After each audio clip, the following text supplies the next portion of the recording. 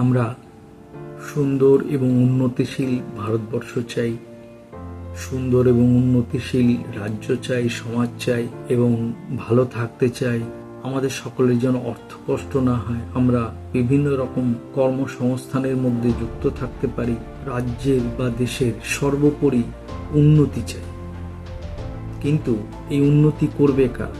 এই উন্নতি করার জন্য কাদেরকে এগিয়ে আসতে হবে সেটা প্রথমে ভাবতে হবে।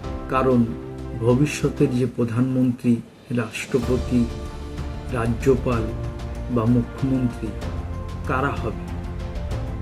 সমাজের এই প্রজন্ম, যারা নতুন প্রজন্ম, তারা তো ভবিষ্যতে এই সমস্ত দায়িত্ব নেবে, সমাজের বিভিন্ন দায়িত্ব নেবে। তারাই হবে ডাক্তার, উকিল, ইঞ্জিনিয়ার, সায়েন্টিস্ট।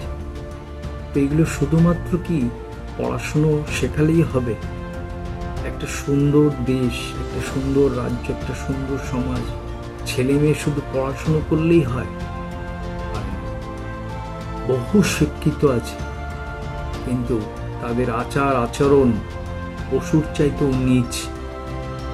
আসলে যে কোনো বাড়ির মা বাবা যদি তার সন্তানদের সংস্কার না দেয়, তাহলে কখনো তার সন্তান ভালো হতে পারে না। সংস্কার দিলে সেই সন্তান বাড়ির মা বাবা থেকে শুরু করে বাইরের প্রত্যেককে সম্মান করবে এবং তার ভেতরে সমাজের উন্নতির আশা জাগবে। সে মানুষের উন্নতি করতে চাইবে, সে কখনো দেশদ্রোহী তৈরি হবে না।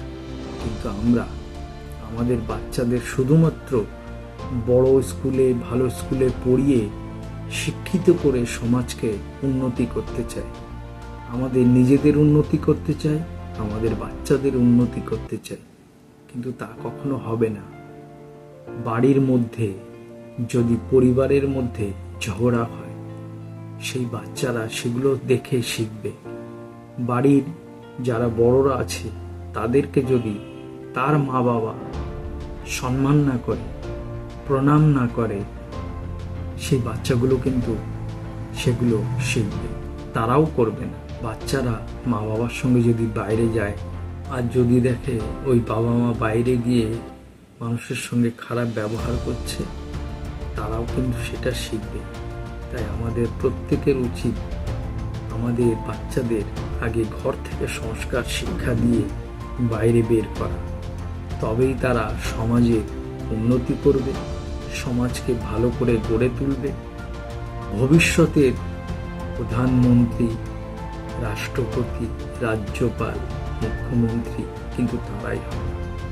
তারা যদি সঠিক সংস্কার না পায়, শিক্ষা না পায়, তাহলে কিন্তু কোনোদিনই ভারতেরও উন্নতি হবে না, রাজ্যের উন্নতি হবে না, নিজের পরিবারেরও উন্নতি হবে না, ছেলে মেয়েরও উন্নতি হবে।